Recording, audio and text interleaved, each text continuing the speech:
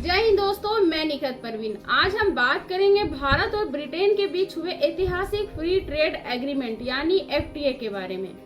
24 जुलाई 2025 को भारत और United kingdom ने एक ऐतिहासिक समझौता किया है, जिसे दोनों देशों की अर्थव्यवस्था के लिए गेम चेंजर बताया जा रहा है। लेकिन सवाल ये है कि एफटीए आखिर होता क्या है, भारत को इससे फायदा होगा या नुकसान, और क्या आम भारतीय के जीवन पर इसका कोई असर पड़ेगा।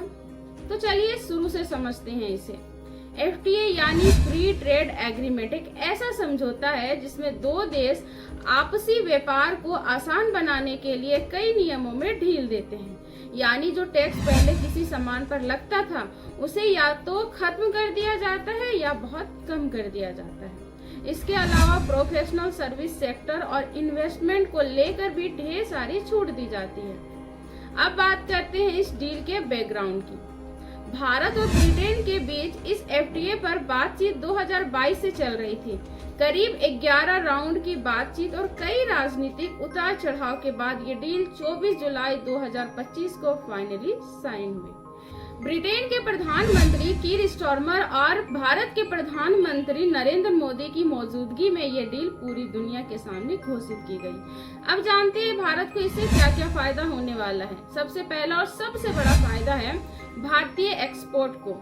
इस डील के तहत भारत के 99% एक्सपोर्ट प्रोडक्ट्स अब ब्रिटेन में ड्यूटी फ्री जाएंगे।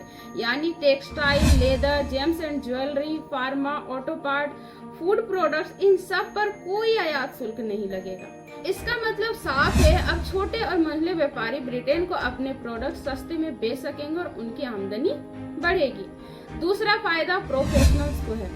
अब भारतीय IT engineer, chef, yoga teacher, artist और कई तरह के एक्सपर्ट बिना किसी वर्क स्पॉन्सर के 2 साल तक ब्रिटेन में सर्विस दे पाएंगे। इतना ही नहीं, उन्हें 3 साल तक नेशनल इंश्योरेंस यानी सोशल सिक्योरिटी भी नहीं देनी पड़ेगी। यानी ये डील सिर्फ सामान बेचने की नहीं बल्कि टैलेंट भेजने की भी है। तीसरा फायदा एमएसएमई और कृषि क्षेत्र को। मेज का पाउडर, हल्दी, मसाले, चाय और भारत के पारंपरिक फूड प्रोडक्ट्स को अब ब्रिटेन में बड़ी मार्केट मिलेगी। इसके अलावा लुधियाना, सूरत, त्रिपुरा, कानपुर जैसे हब्स में एक्सपोर्ट का जबरदस्त मौका बनेगा। चौथा फायदा है निवेश का। ब्रिटेन भारत में 6 बिलियन से ज्यादा का निवेश करने वाला है। इससे न सिर्फ नौकरियां बनेगी बल्कि भारत की जीडीपी में भी तेजी आएगी। ब्रिटेन को भी इस डील से फायदा है। उन्हें भारत में स्कॉच, विस्की, लग्जरी कारें, चॉकलेट और सर्विस सेक्टर में एंट्री आसानी हो गई है। अब बात करते हैं, क्या ये डील परफेक्ट है? बिल्कुल नहीं। हर डील की तरह इसमें भी कुछ कमियां और चिंताएं हैं। सबसे बड़ी चिंता एमएसएमई को ब्रिटिश स्टैंडर्ड्स के मुताबिक प्रोडक्ट्स बनाने होंगे। बहुत सारे छोटे व्यापारी अभी तक इतने प्रशिक्षित नहीं हैं कि यूके सर्टिफिकेशन और पर्यावरणीय नियमों को पूरा कर सके। दूसरी चिंता, ब्रिटिश कार कंपनियों को इस डील से निराशा हुई है। क्यों? क्योंकि भारत में कारों पर 10% टैक्स धीरे धीरे घटेगा और केवल 20,000 कारों को पहले साल में एंट्री मिलेगी, यानी कोटा लिमिटेड है। तीसरा मुद्दा है, भारत ने बीआईटी अभी तक साइन नहीं किया, जिससे इन्वेस्टमेंट की सुरक्षा को लेकर सवाल उठते हैं। और चौथा मुद्दा, ब्रिटेन के कुछ ट्रेड यूनियंस और एनवायरमेंटल ग्रुप्स का कहना है कि भारत में लेबर राइट्स और पर्यावरण सुरक्षा के मामले में जरूरत से ज्यादा छूट दी गई है। अब बात करते हैं निष्कर्ष की। भारत यूके एफटीए भारत की डिप्लोमेसी और आर्थिक रणनीति के लिए एक बड़ी जीत है। टेक्सटाइल, आईटी, एग्री और फार्मा सेक्टर के लिए ये डील बेहतरीन अवसर लेकर आई है। लेकिन साथ ही इस डील से छोटे उद्योगों के सामने नई चुनौतियां भी खड़ी होंगी, क्वालिटी, ट्रेनिंग, कंप्लायंस और इंटरनेशनल स्टैंडर्ड्स को लेकर।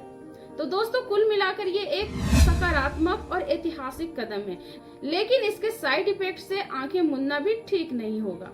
अगर आपको इस वीडियो में कुछ नया जानने के लिए मिला हो तो जरूर बताइएगा। वीडियो को लाइक कीजिए, शेयर कीजिए और चैनल को सब्सक्राइब करना ना भूलिए। मैं हूं निखत परवीन, मिलूंगी नए वीडियो के साथ। तब तक के लिए जय हिंद।